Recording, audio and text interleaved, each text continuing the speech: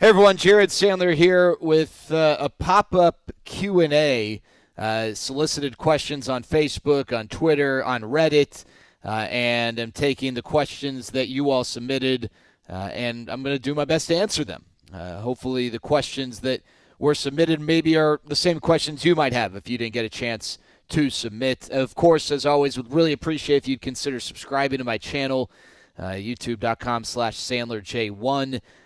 Or give a thumbs up. Feel free to interact with me on Twitter or any of the social media platforms, Sandler or Jared Sandler on Twitter, if you want to respond to something I've said or ask a question, whatever the case might be.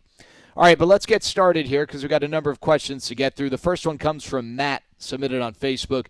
Matt wants to know, what do we know about what will be included in the season, and what do we think we'll see since the back-and-forth proposals are now off the table? Correct me if I'm wrong, but the only framework they have is the agreement the MLBPA and the owners signed back in March. Is that correct? So, yes, I mean, this is all based on that framework.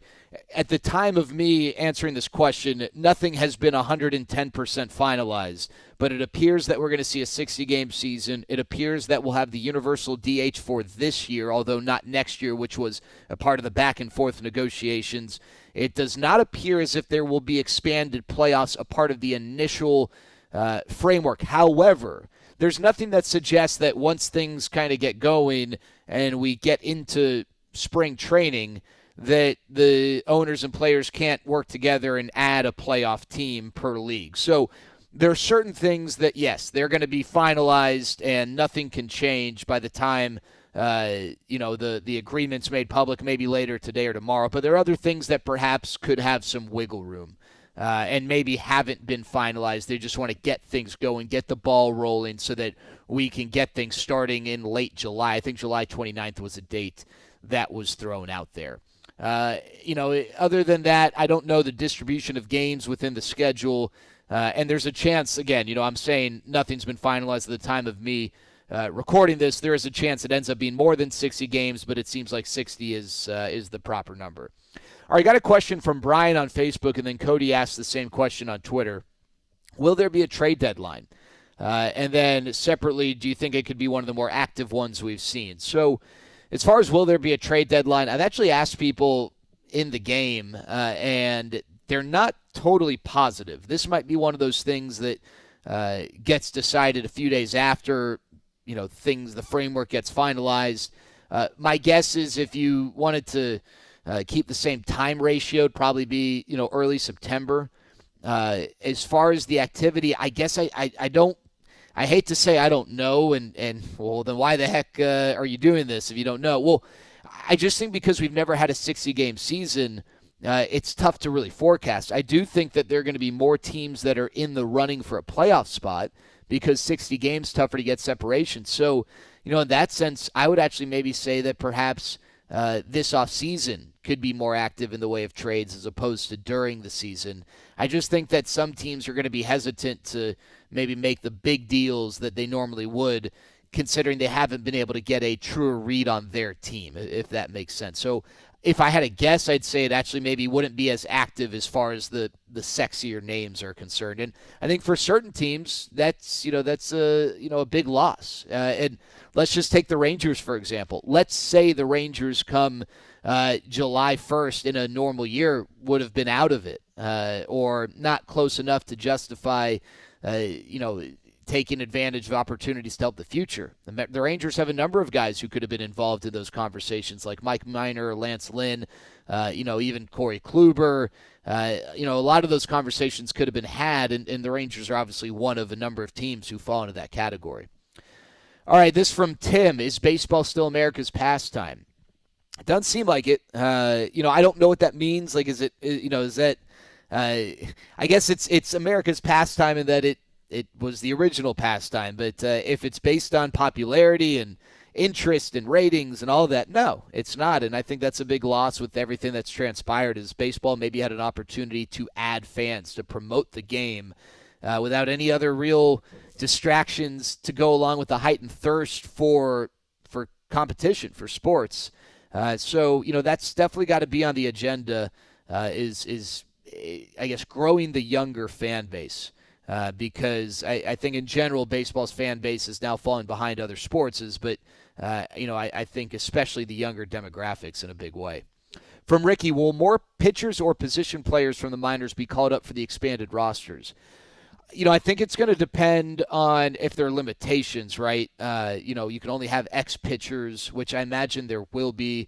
That's something that hasn't been finalized, the exact roster size and, what the parameters of the taxi squad are. But my guess is that more pitchers, just because they're the more volatile physically, and you have a different set of pitchers in theory, day to day that you end up using. And, I think in general, over the course of a season, a team will have, let's say they use 43 players all in all. More of those guys are likely going to be pitchers than position players, unless they have a rash of position player injuries. So my guess is, all things being equal, probably pitchers. From Rustin, what makes the season happening concrete? Technically, the commissioner can make the season go forth, but that won't stop the players from striking. Is it seeing the players showing up for spring training? Think that's what it's going to take for me, since this thing's been so back and forth. My understanding, Rustin, is that with this current agreement, the players lose all legal ground if they do decide to not show up, and there could be some actually legal action directed towards them. Whereas what seems to be important to them is just the freedom and the ability to file a grievance, and they would lose that if they did that. So that's one thing as far as this is concerned. I've talked to players, and I don't think they plan on just not showing up. I think they want to play. And remember, most of the guys that make up the union, the MLBPA, even though they don't have an equal voice, they're guys who have not hit free agency yet. And while no one's crying for them and calling them poor by any means, they don't have that life-changing money yet. And they need those 60 games. They want those 60 games. And so I don't get the sense that sort of thing will happen this year. Now, when the CBA expires in late 2021, we'll see. Ask me then. All right, this one on Twitter from Mike. Is it still called spring training if it happens in the summer? That's a great question, Mike. I don't know if an official ruling has come down on that, but so far it seems like spring training 2.0 is the characterization. If you've got a better one, feel free to throw it out there. I'm all ears. This from Robert. Thoughts on how the Rangers will handle their starting pitchers? Will they be workhorses? Or are we looking for just 5 innings? Seems like bullpens will really be important, and less so for the starters, which is unfortunate for this team. I think it depends, Robert. I think where the starters become incredibly important is that, in a small sample season, in a 60-game season, having a really good rotation maybe prevents you from having that really bad stretch that could knock you out of contention. If only 5 teams per league make it, and you have a stretch within the first 60 games where you lose 10 out of 12, that might make it incredibly tough to make the playoffs. And in theory, having a really solid rotation should prevent you from having such a bad stretch. Now, it doesn't always work out that way, but, that's one way to look at it. I think as far as how teams handle their pitchers depends on the pitchers themselves, the starting pitchers. Obviously, better starting pitchers probably going to give them more of a leash. One conversation that I actually had earlier today on The Fan with Corey Majors and Mike Bassick was, if you look at the Rangers pitchers, the 5 that we believe to be in their rotation are all older, established guys. Mike Minor's a free agent to be. Lance Lynn a free agent after next season. Kyle Gibson's got 3 years on his deal. Corey Kluber at most this year and next year. Jordan Lyles, same situation. It's not like we're looking at the Hans Krauses or the Colby Allards, Joe Palombos of the world in the rotation as of now, guys who you hope to be a part of the mix, several years down the road. And that might allow the Rangers to be a little more aggressive in this situation. It just depends. But my guess is if your strength is your bullpen and your rotation is okay, you might lean on your bullpen a little bit more. If your strength is the rotation and the bullpen's okay, you might lean on the rotation. And also, not sure how many off days there are going to be. There might not be, a ton of off days, relatively speaking, and that might make the starting pitching actually more important. Just kind of depends. Also, the roster parameters play a role in this as well. All right, this one from Justin on Twitter. How does the shortened season affect the evaluation of younger players or players that had signed to prove? Justin, this might be, for me, the most significant and interesting question, because every team's got these situations, right? Let's just take the Rangers, for example. We've already addressed that perhaps they had guys they could trade that maybe they won't or be less inclined to trade. What about a guy like Rudy Odor? It seems like the Rangers, they've gotten teased the last few years because Rudy's put together these stretches of games that have been just phenomenal, but they've been surrounded by even bigger stretches of games that have been on the other end of the spectrum. And, apparently towards the end of the year, Rudy was able to find his rhythm and quote-unquote figure something out and gave a lot of people confidence that this year would be a different year for Rudy. And that this was the year he was going to assure people that he is the second baseman of the future. So, how do you evaluate Rudy? I mean, he's had great 50, 60 game stretches before. That's not the question. It's not whether he can be great over 60 games. It's whether he can be, great over enough games within a 162 game season, and maybe really more importantly, shorten those slumps. It's not that people don't expect him to slump every once in a while, but shorten the length and the the impact, the degree of those slumps that have put him in some of the positions he's been in. Well, over 60 games, it's tough to evaluate. Joey Gallo, not that you've got an imminent decision to make on Joey Gallo, but the question about last year was, hey, he was great, but he didn't even play half the season. Well, you're not going to be able to get that sort of a read on Joey Gallo this year, whether or not, he's over the course of a more full season, he can be a 250 hitter. Who knows what his numbers would have ended up. Maybe they would have continued to decline like he was trending before the injury, or, maybe he would have maintained a 250 or even hit 270. I mean, we just don't know. There are a lot of great questions when it comes to that for sure. This from Sterling on Twitter. With the shortened spring training, do you think we'll see an increase in the use of the opener in Texas and throughout Major League Baseball? Hang up and listen. Thank you, Sterling. Don't think the Rangers will utilize the opener because I think they've got a group of pitchers good enough in the rotation to avoid that. I think, the opener becomes useful when you're dealing with pitchers that are maybe back-end only pitchers or guys who maybe aren't quite even mainstays in a Major League rotation but are up because a team just has a need or an injury, whatever the case is. Maybe they just don't have the depth. So I don't think the Rangers will utilize the opener as much, and I think that the strategy behind the opener will probably maintain a similar ground this year. I think Tampa Bay is probably going to use the opener a bunch. They kind of built their roster that way. I think teams will approach it for the most part similarly as they would over 162 because it's that's not about preservation. That's more about allowing your starter, who isn't maybe as skilled, to not have to face the top three that extra time. From Sean, how much would you say a shortened season would benefit the Rangers? Might their oddly strong rotation make them contenders for a late playoff push? I think, Sean, any team that's not a favorite is at an advantage over teams that are favorites, or at least, from what we believe to be the way the season could play out now, which it never always does. Anytime you shorten the sample size, that brings people closer together. That brings the bottom of the pack closer to the top. So, anyone over a 60-game stretch can put together, say, 35, 38 wins, which is enough to make the playoffs. Even, I'm not talking about the tanking teams because, we're now at a whole nother level with the Tigers and even the Royals of the past and the Orioles, the Marlins. But just your typical bad team, your 70-win team, let's say. They probably, I'd say some 70-win teams over a 60-game stretch go 35-25. And so all of a sudden, those teams have a shot, absolutely. And I think where the Rangers' starting rotation helps them, as I mentioned earlier, maybe can prevent a really bad stretch of 10 to 15 games that could knock you out of contention. But also, if they make the playoffs, think of how that rotation might play out in postseason baseball. It's kind of exciting. This from friend of a friend at Veggies, or at 86 Veggies on Twitter. With the new stadium generating some new excitement and interest in the Rangers, I'm wondering why they haven't done a logo change to add to the excitement.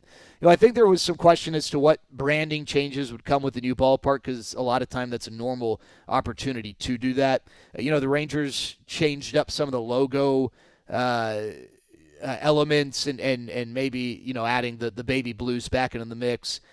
So there wasn't a total rebrand. I don't think the Rangers will really ever go away from the red and blue and red, white, and blue entirely. And maybe we'll see a new logo at some point. There have been some changes in the way the jerseys look, though, and I think that's kind of the direction they took it. From RidersFan06 on Twitter, are there any contingency plans for teams if COVID-19 cases spike in their home markets? I'm sure there are. My guess is that the really in-depth protocol that's been developed by the league and the players, or developed by the league, agreed upon by the players, discusses those instances. I'm not totally clear as to what they are, and I think that's something we might learn in the coming days. But I guess I'd say this: they'd be foolish if they didn't at least prepare for that, because that's not even a far-fetched contingency, right? That's saying that very well could happen. From Red Fist Ranger, we're moving over to Reddit now. Who do you think makes the team who would not have made the team in March? Well, I'm going to answer this as in from the standpoint of the expanded rosters. So I think, now you don't have to make a decision at first base between Greg Bird and Ronald Guzman. So they're probably both going to make it. My guess is now a guy like Nick Schufo, who had a good camp, will make it as an extra catcher, and Jose Trevino as well. You're probably now going to be able to keep Yadiel Rivera and Andy Ibanez, who would not have made the team. As far as the outfield, Adolis Garcia and Scott Heineman probably going to make the team and might not have. Maybe they would have, but definitely a good chance they wouldn't have. And then, you look on the pitching side, a guy like DeMarcus Evans probably going to make the team. Luke Farrell, if there was any question, he'll almost certainly make the team. Additional pitchers who would fit into that category. You're probably looking at a guy like Colby Allard, who might just be added to the roster. Taylor Hearn, who as a reliever probably will now make it. And guys like that, those are the types of guys who kind of fit that category. Tyler Phillips as well, and if I hadn't mentioned DeMarcus Evans. You also might, I'm trying to think if there's any position players that I'm forgetting. You might see Leody Taveras, frankly, make the team. So those are the types of guys who you could see just based on the expanded roster and what that all entails. I'm trying to think if there's anyone else. Maybe a guy like Jason Barr as well, Joe Barlow. Those guys could get added consideration too. From Pulmoncito, do you see any of the top prospects getting called up? Well, I mentioned a few a second ago. So Leody Taveras, Joe Barlow, Tyler Phillips, DeMarcus Evans definitely could be in that conversation. Guys like Hans Krause, Anderson Tejeda, Oslevis Basabe, Ricky Vanasco, Josh Young, don't think so. I think the guys who have yet to sniff Double-A are probably not candidates for this year. Now, that's not to say the Rangers might not put an advanced minor leaguer like Josh Young on their taxi squad, but perhaps strategically they do that to give him just added developmental exposure, maybe not with the intention of actually calling him up, but strategically not sure how teams are going to approach that. From Saddest Clown, how often do the booth folks have to hustle for a quick bathroom break during the average game? Quite frequently, Clown. So, first of all, I work with Matt Hicks and Eric Nadell. They're a little older, and as you may or may not know, as you get older, you tend to have to go to the bathroom a little more frequently. I'll tell you the beauty of having a two-man booth is that, when you're not doing play-by-play, if you miss the first couple pitches of the next half inning as a color analyst, not a big deal. If you needed to go to the bathroom or just wanted to get on your feet and walk around for a few minutes. I'll tell you quickly, when I was in Great Falls, Montana, broadcasting games by myself, it's kind of a bit of a conundrum because on one hand you want to keep your voice ready to go, and you do that by drinking water and staying hydrated, but when you're the only broadcaster, that means you don't have anyone to get your back if you have to go to the bathroom. So it's kind of a catch-22. And in Great Falls, in that particular ballpark, there was not a bathroom anywhere near the press box. It was very old and constructed, maybe in an more old-fashioned sense. And there was one game I had to go. I had to go really badly. I'm all alone in the booth. I got to go. I've been holding it in probably since the 7th inning. And then in the 9th inning, in the bottom of the 9th inning, there's a 2-run home run to tie the game. And, oh, my gosh, we got to go to extra innings. And I just could not hold it. So I had a cup that I was using for water. I made sure nothing was visible for, in the stands above the maybe mid-chest area. Pulled down the pants. Went in the cup, had to sit in the booth with the cup until the game ended, but that was the only way I was going to get by. Otherwise, I was going to go in my pants. So that's a story for you there. All right, from Sin on Reddit. What have you been hearing lately about Devon Carter, the 2020 second-round pick, after there was scant information available when he was drafted? It seems the front office has undergone a paradigm shift the last couple drafts, noting Josh Young and Justin Foscue, to focus on good contact skills with high makeup and not as focused on explosive tools. I think you've nailed it with that second part. It does seem like that, at least the trends of their last few first-round picks have certainly mirrored that. Guys with strong plate discipline and great foundational hitting tools. As far as Devon Carter, know he's going to be a center fielder, at least to start. It seems like, I don't know if this was made evident or clear in the days after the draft, but there was a team that considered drafting Devon Carter ahead of the Rangers, and a few that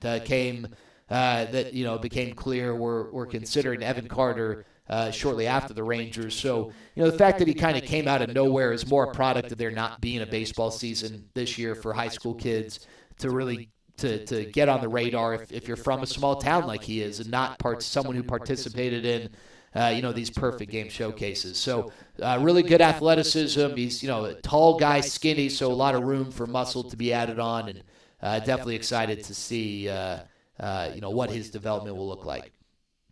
From Nick. Nice Cole Hamels references. I'm curious which minor leaguers you feel are going to be most affected by the lack of a season. Young guys trying to develop, older players hoping to make the big club, or guys like Ronald Guzman who could probably use a little more time to help, but will likely be stuck in Arlington because of the lack of depth. I think really all of the above. Any opportunity to develop is good for all of them. I'd say the guys who maybe lose the most are the guys who won't have any game structure. Not to say they're going to be running wild like chickens in a open field or anything, but there's something to be said. You can inter squad all you want at a complex in Arizona. You can do a bunch of different things, but there's something to be said for playing a game that counts against another organization, another team. And so I think the guys like Tejeda and Basabe and Luis Angel Acuna, those are the guys, Hans Kraus, Ricky Vanasco, those are the guys who maybe stand to lose a little bit more if I had to offer my opinion on that. From Amazing Rays in 99, how much do our chances of winning the division change by having such a short season? Just to echo what I said earlier, I think it only improves. It certainly won't hurt the Rangers' chances, I don't think. I don't think anyone who is kind of in the Rangers category of having what is perceived to be an okay team, but not the favorite to win their division or make the playoffs. I don't think any of those teams have their chances hurt by that, because fewer games gives them more of an opportunity to try and, I guess, make some wave over a smaller sample. From Robot Sock on Reddit, what Rangers prospect are you most excited about? Oh man, that's that's a really good question. I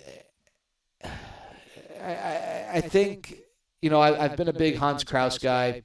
And so I'm still, really excited to see Hans Kraus. I'm curious about Ricky Vanasco. As far as guys who, I think have a chance to impact the team this year, I'm excited to see how DeMarcus Evans works out of the bullpen. I know there's been a lot of excitement surrounding Cole Winn. A guy who I'm excited about is Oslevis Basabe. That kind of fits the category of maybe name that people aren't talking about a ton. I am also excited about Josh Young. I just feel like people say his name a ton. Maximo Acosta is another name. I'd keep your eyes out for Maximo Acosta. He is supposed to be the real deal at shortstop, just 17 years old. All right, a few more questions to get through from Steve-O. Anyone you see being a surprise out of our starting rotation?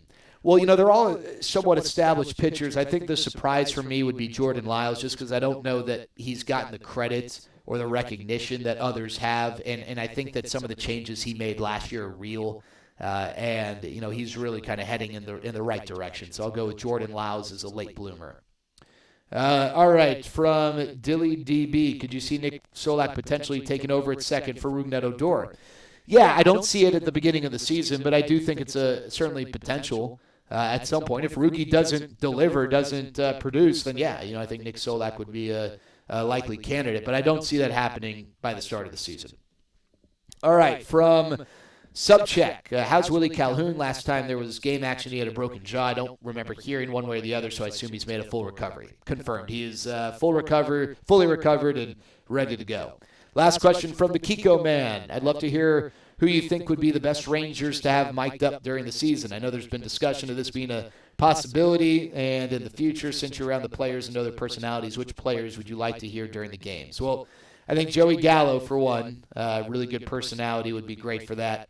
I think if we just kind of go around, let's start with some of the pitchers, and Joey's the first name that pops up. But I think Lance Lynn would be sneaky funny. He's got a dry sense of humor. I think Colby Allard, young, fresh energy. If you get DeMarcus Evans and Tyler Phillips together, they'd be great. I think Kyle Gibson, just because he's got a broadcasting background, could be interesting. If I haven't mentioned Nick Goody. I think as far as position players, Jose Trevino would be a good one. Elvis, he's always talking. Todd Frazier might actually be the best. He's a combination of personality and willingness to talk and engage. Those are the names that really jump out to me. All right, I appreciate you guys submitting your questions. I know we haven't had baseball, and now that we've got a season, it seems like moving forward, wanted to answer your questions about the league setup and the team. Always happy to answer your questions. Feel free to subscribe to the channel, comment, tweet me at Jarrett Sandler, whatever the case. Would absolutely love to interact with you. Appreciate you all so much. Looking forward to chatting some more. Take care.